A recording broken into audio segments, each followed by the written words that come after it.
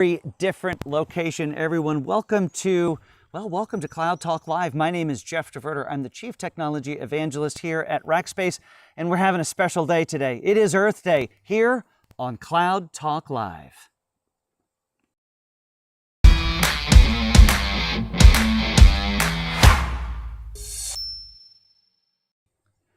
So not the normal setup, but welcome. I'm so glad that you guys are here.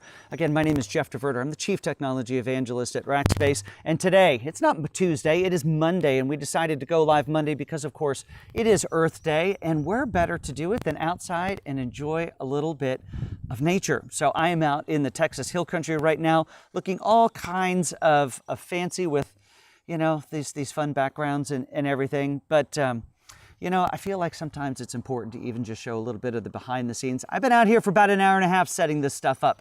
So Daniel, let's show those pictures that my wife came out and snuck of me while I was getting set up. So a lovely card table here, lots of wires, extension cords, but that's what we do. But everyone, I'm so glad that you are here. Same rules apply, even though I'm sitting outside in the front yard. I'd love for you to introduce yourself. Tell us who you are, tell us where you are. I'll do my best to look over here from time to time, obviously not upstairs in the studio, so it's hard to see all of the things while looking at you as well. But introduce yourself. Tell us who you are and where in the world you're coming from. My guest coming up shortly is about as far away as I've had a guest show up for a long time.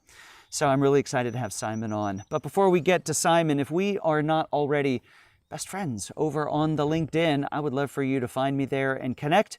Tell us what you think about the show. I'd love for you to give some feedback. If you want to send some feedback for the whole team, just send an email over to solve@rackspace.com.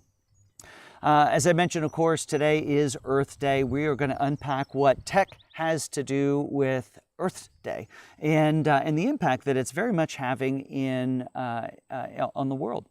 But also, of course, there's all kinds of things coming up. And one of those is just in a few weeks, I can't believe it's almost here, is our Solve Summit. Now, we go out every quarter or so and interview over 1,420 IT decision makers in 10 different countries across a bunch of different industries and ask them a bunch of questions. And it's always around a common theme. And this theme, of course, was all about AI and data. And we found some really interesting facts that you're going to want to tune in for. So set your reminders. For 10 o'clock, May 7th, we've got a bevy of amazing guests that are going to be there. From our President of Technology and CTO, Srini Kalshak, we have got Reagan Avon, who leads an AI company out of Columbus, Ohio. We've got experts from AWS that are going to be on and more. So I hope that you will be a part of that. You can go find it, actually, once this show is done over on LinkedIn. Just look for me or for Rackspace, any of our guests. And you can click to want to attend that episode. So I hope that you will be there. All right. So with that, folks, Simon Bennett is he's no stranger to the show, and I'm excited that he is able to be with us today. Simon is the CTO of our private cloud technologies here at Rackspace, but he is also one of the people who helps with our sustainability efforts. So nobody better for us to bring up on this Earth Day than Simon Bennett, who is normally coming to us from his palatial estate outside of London, but you're a little bit farther away, aren't you, Simon? Oh, I certainly am, Jeff. This week I'm in Saudi Arabia. That's amazing. So a very different view, very different weather as well from the UK. Yeah, I would think so. Very different view and weather from where I'm sitting here in Texas as well. But you're over there helping. We've been helping the Saudi government, and they've got some amazing plans for really what does the post-oil world look like. Now they've done very well with that black stuff that comes out of the earth, but it isn't going to be the commodity forever. Why don't you tell us a little about that? Yes. So really, if you think about where we are, where I'm sat at the moment, obviously it's a country that's used to surviving on oil and extracting it and selling it. But the country is getting ready for post-oil. It's looking at what happens next. So, looking at data, look at digitization, looking at training the people of the country in a world that there is less oil or certainly less to sell. So looking at data, looking at digital, doing things in a different way. upskilling the population in general. So there's a whole movement around something called Vision 2030, which is really about digital enablement of the entire country.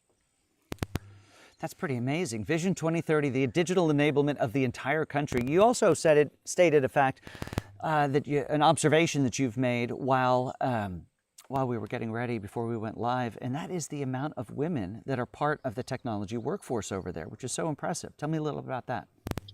Yeah, absolutely. Where I'm working at the moment, in the offices I'm in, I'd say probably 35 to 40% of the roles are actually undertaken by women, which is fantastic. When you look at the IT industry in general, you often find offices that are almost entirely male dominated.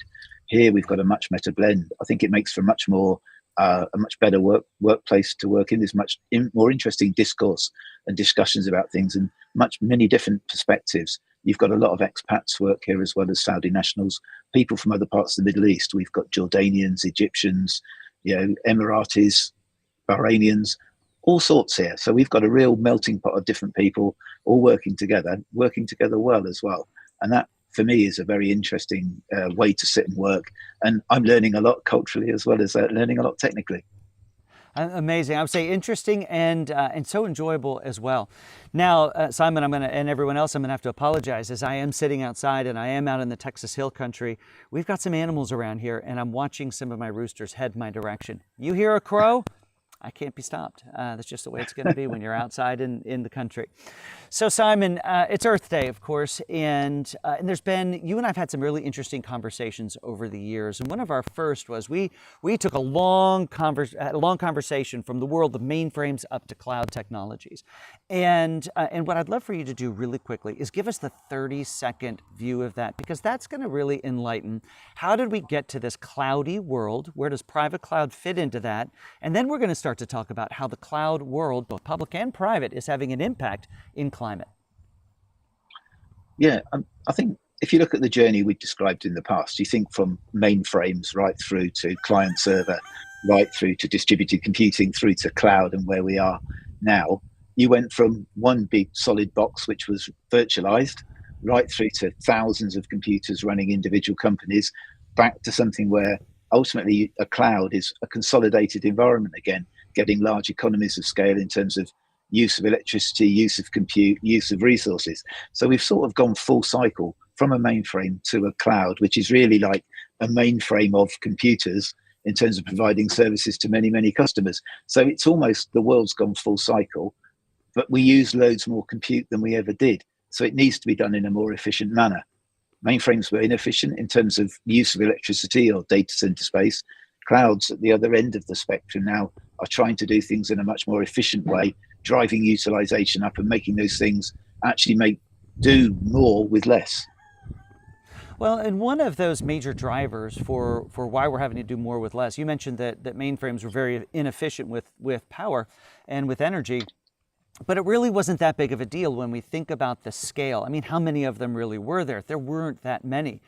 Not many. But when we think about that in context to the amount of data centers that exist today, and even if we don't think about corporate data centers, but just the amount of cloud-based data centers as well as managed hosting data centers, like what Rackspace might have, and we have over 30 of them around the world, and we're just one company in this market.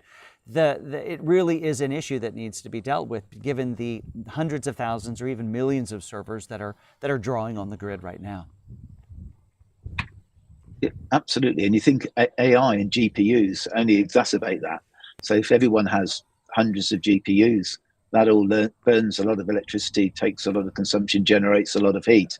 So if everyone had their own large models all running with their own GPUs that weren't shared and were idle a lot of the time, they're still consuming resources. So if these things can be pooled and run together, obviously you're going to get a lot of benefit from that. That's right. One other aspect is we think about going down that GPU challenge. That's what's driving, the AI revolution that we're currently living through. I've heard it said, especially in the early days, when you consider a simple query that you might send into ChatGPT or any of the others, if you take all of the power that was required to train those models and think about what the expense of that one query might be, I've heard it said that a single query, energy-wise, could cost the same amount that it costs to run the city of Atlanta for a day. Wow, that's a big number if you look at it. It's a very big number. Scale that up. that means AI is consuming more electricity than entire countries quite easily. So Quite you can easily. look at the scale of that and say, ultimately, you're probably, I don't know, I think a stat I read was that AI is now consuming more electricity than the whole of Argentina. So that might just be, I'm not sure it's true, but even if it isn't, it's just a big number. But it's a big number, and I would even say it's directionally accurate, meaning it's something we need to pay attention to, of course. So let's get into how then can we utilize these data centers in a more efficient way, and how are companies and countries thinking about that. So let's start on the technical side, and maybe shed a little bit of light on how that consolidation, that coming back to those centralized data centers, can actually help.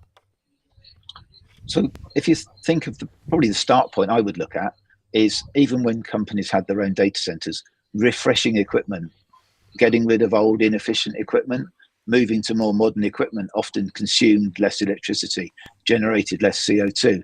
So in a data center, the tech modernization play could reduce your consumption.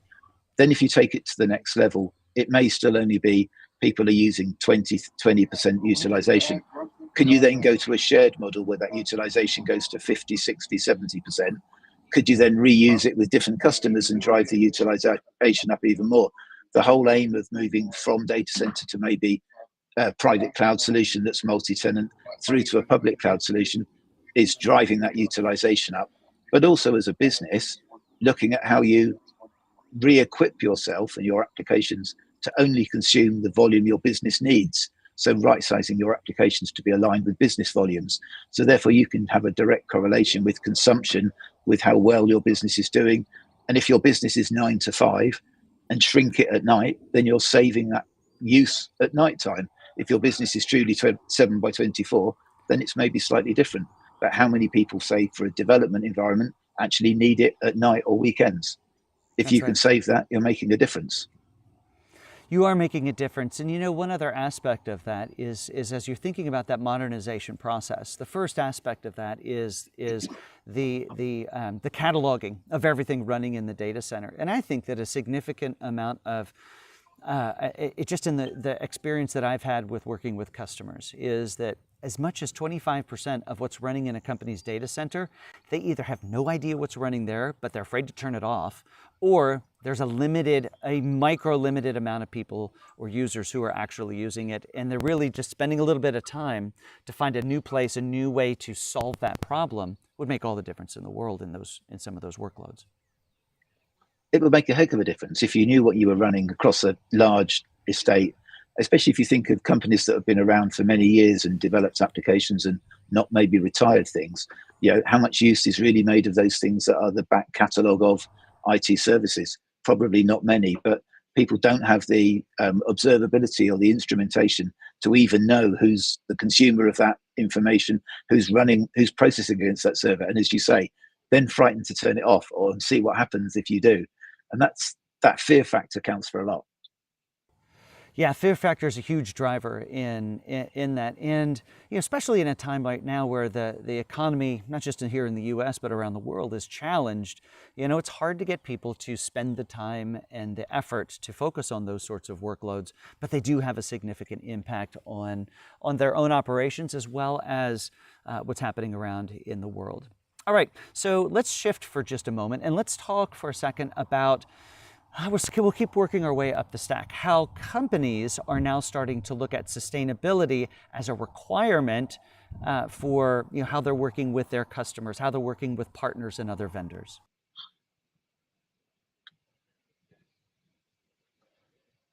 So if you think about, I guess I think from a company point of view, if I look in Europe, where I'm based in the UK, but I work a lot with Europeans still. If you look at tenders now or RFPs or other tendering or buying processes, most of those documents now ask for to understand your own sustainability objectives and how you're looking after the environment and how you deliver IT services. So that's starting to become a requirement in terms of doing business in parts of the world, probably led by a lot of stuff in Europe. Certainly UK government is asking for that in documentation. How are we being sustainable? How are we looking after what we do? What do we do about disposal of assets? Are we recycling them? Are we reusing them? All of that now are sort of standard questions we're asked. I go back 3 or 4 years and I'd never seen one of those questions before. Now it's an everyday occurrence. So that shift really has accelerated in the last few years. That's really interesting, and you've drawn us into the next part of the conversation, and that is how are governments helping to drive these sorts of activities? When you start making these, or have the need to make these sorts of colossal changes in the way that people behave, the way that businesses operate, sometimes there's a catalyst, a government regulatory sort of catalyst that's required. Let's talk about there in the UK. How are you seeing that impacting? We see it more often where people are asking, what is the impact of the service we might deliver to that customer? What's your footprint? What's your CO2 output? How are you measuring it? How is it efficient? How are you making it more efficient year on year? All of those questions are now asked, and we've got to now respond to that with tools or techniques and processes that support that. That's right. And that ultimately then brings us around full circle, and that is the cloud providers, data center designers are really working hard to make these environments, these centralized places of computing, data storage, and AI to be as efficient as possible. I'm right now located about 90 miles northwest of San Antonio, Texas. And in San Antonio, Microsoft has a series of data centers on the northwest side of town. I've toured them. They're beautiful. They're amazing. But they blew my mind about 3 or 4 years ago. And, when my experience with data centers goes back 15, 20 years now at this point. And one of the core components of them are the air conditioning units that make them operate. And about 3, 4, 5 years ago, Microsoft started to talk about the design of their data centers in San Antonio, Texas, where we regularly in the summer have a string of days and sometimes months over 100 degrees Fahrenheit with no air conditioning. They're just managing workflow, or airflow. They're managing the way that works. They know the limits that they can design these things for, and they're pushing those limits, and less of those air conditioners running means less of the power draw, less of the output. It's really interesting. How are you, Simon, seeing data center design changing to meet these needs in the world? So I think what you've said is absolutely what a lot of people are doing, but also in Europe, people are looking to move data centers further north, up into the Nordics, for example, or Iceland, where actually the air temperature itself is cooler than San Antonio by some degree, and they're actually making sure that they can use that, and also environmentally piping the excess heat into heating community housing. So one thing that I've been speaking to some folk in Sweden about is redirecting any excess heat output to heat social housing or heat factories and reusing that heat for another purpose. So it's not heat that just goes up into the atmosphere. It's actually heating homes, providing that sort of service as well. So there's a variety of things where the heat that actually is generated can be channeled and used elsewhere for good, rather than just going and heating up the general atmosphere. So as well as free air cooling and other things, heat will still be generated. Well, what do you do with that heat? How do you manage it? How do you have containment where the heat is controlled and managed and the airflow managed? And there's a lot more science in that. Computational fluid dynamics play a big part in data center design now, making sure that airflow is right and it can be controlled. So I think whereas before it was best guess, it's now much more a science in managing a data center, designing it, looking at what you do with the heat, how you consume it, where you consume it, eliminating hotspots, which cause problems anyway. So there's a much bigger discipline around designing and managing a data center than there ever was. Well, and it's a brilliant move too, because when you think about the fact that these the data centers aren't going anywhere. In fact, they're going to continue to grow as our demand for technology continues to grow. I just heard about a new thing that is starting to gain in popularity, and it felt like clickbait when I saw it initially in YouTube, and that was a thing called a sand battery. And I think they're being used in some of the situations you're talking about as well, because apparently sand, literally sand, is a great conductor and holder of heat. And so they're digging these big holes in the ground, cement lined, they're filling it with sand and then running you mentioned fluid dynamics, but they're heating up these liquids that are cooling the servers, they're running them into the ground, heating the sand, and now we've held that heat, and then it can be used for things like what you're talking about and helping to... Sand and salt sand and salt, I believe, Jeff. I think they're using both for that. So absolutely, that's done. But also things like solar powered data centers in the Middle East, where I am now. So you're not on grid at all. You've got solar and batteries, both sand and conventional batteries are being used, and even recycling old batteries in electric cars. They're no good to power cars, but they've still got a lot of life. So let's recycle them and use them for another purpose. It might be for battery backup for data centers. So they have a second life. They're not just used once and put into landfill or dismantled for recycling. They actually used until they're worn out and then done something like that. So here we're finding data centers. We've got massive solar farms surrounding them to actually provide that power and that capacity. Amazing. All right. So as somebody who has been in technology for just a little while, it's given you the ability, I believe, to be able to not just assess the situation today, but also look at what we have coming down the road. So let's grab your crystal ball and think forward a few years, and also be a little dreamy. What's a best case scenario look like? What happens to data centers? What happens to companies in the way they consume? What tech do you hope gets invented to help in this area, Simon? Well, if you look at what's here today, back in the day, mainframes were liquid cooled. Here we are, we've got GPUs and GPU enabled equipment that's now generating maybe 40, 50, 60, 70 kilowatts a rack. Liquid cooling is back. It's not going anywhere. So the whole idea of putting liquid around computers again and dissipating the heat by channeling that liquid away, that's the sort of near immediate term. And if you look at any GPU enabled data center, liquid cooling is now playing a part. So that's probably the here and now for what we're doing today. But in the future, data centers may start going underground, where they don't have the impacts of climate on the heat, so they'll be buried. Where I'm working today is underground because of the heat in the country. So I'm in an underground office today, just from an office point of view and the controlling of the heat. That's where we are. So there's no windows here.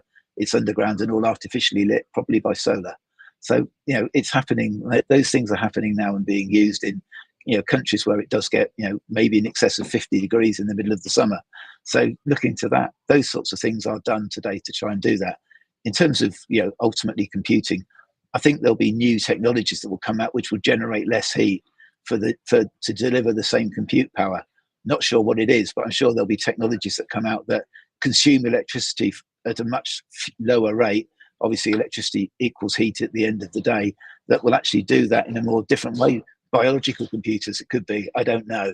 But I'm sure someone will come up with something very clever that will generate less heat for the compute power we need to power the world.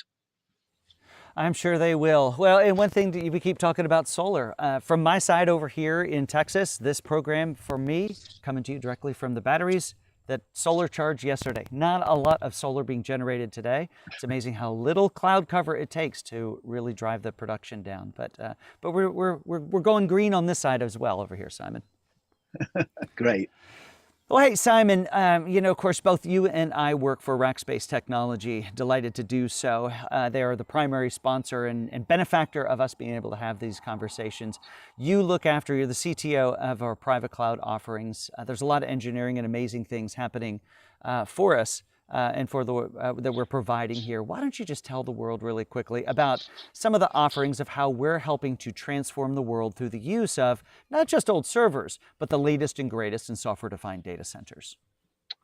So I think, as my title implies, I'm the CTO for private cloud, and with our private cloud offerings now, what we're looking to do is provide, private cloud that has multi-tenancy, driving that utilization up on modern tech, which consumes as little electricity as we've got, providing the power in our London data centers from green energy, for example.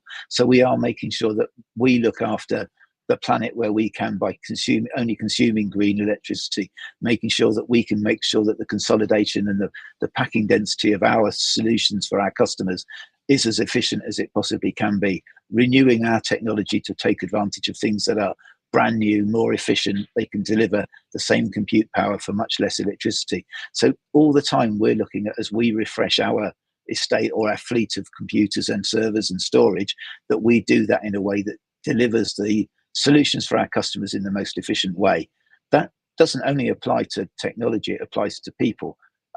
Trying to cut down on travel, making sure that we're not making unnecessary journeys, looking at how we live our daily lives in a way that's more efficient, looking at our office itself, not just the data centers, that we use our air conditioning in the offices efficiently. We turn it off when the offices aren't occupied. So all of that automation in offices and computing all helps reduce consumption. And the key for that is being able to monitor it so we can see where we're consuming and then make a difference to what we consume and why we consume, not only in our IT specialists, but our offices, our environment, and what we do and how we behave. So I think it pervades everything from technology through to people and individual actions as well. Yeah. Yeah. All right. So if somebody wants to learn more about what Rackspace is doing in and around our private clouds, or rackspace.com/private cloud comes to mind, or am I getting my URLs wrong? I think you're just about there, Jeff. I think we've got it. So folks, if you want to learn more, or how we could actually help you with that, I'd love for you to head over to rackspace.com and learn more. If you want to learn more about what we're doing to provide, well, information like this, our thought leadership program, our education program, that's what we call Solve here at Rackspace. Just head over to rackspace.com/solve to learn more. Well, Simon, I am so grateful that you were able to take some time out of your late in your day now at this point from, I'll call it the bunker, your underground bunker somewhere in the Middle East, and join us here today. Thank you so much for that. No problem. It's my pleasure, Jeff. I've enjoyed doing it. All right. Well, enjoy the rest of your evening and go have some interesting and exotic food as you're in a very different place. Thanks so much. Thank you. All right. Well, everyone, again, I want to thank you so much for being here. First of all, little reminders. Of course, head over, if you're not already friends on LinkedIn, I'd love for you to find me there and be friends. And I want to remind you again of our Solve Summit coming up in just a couple of weeks from tomorrow, I believe, if I'm doing my calendar math correctly, where we will have an hour-long program starting at 10 a.m. Central Time. A bevy of amazing guests. We've been planning for this literally for months, since before Christmas, when we were working on the survey that went out to over 1,400 IT decision makers. So I hope that you will mark your calendars and join us then. Everyone, this has been a delight. Thank you so much for being a part of the program here today, for your comments and questions. Sorry I haven't been able to see that screen as much to engage with you there, but I hope you enjoyed our program. I've enjoyed being here in the front yard, having my conversation with you. Folks, we're back again. Actually, we're not back next week, but we'll be back in 2 weeks for that Solve Summit. Until then, folks, I hope you have an amazing day, an amazing week. My name is Jeff DeVerter. I'm the Chief Technology Evangelist for us here at Rackspace Technology, and your host here at Cloud Talk Live.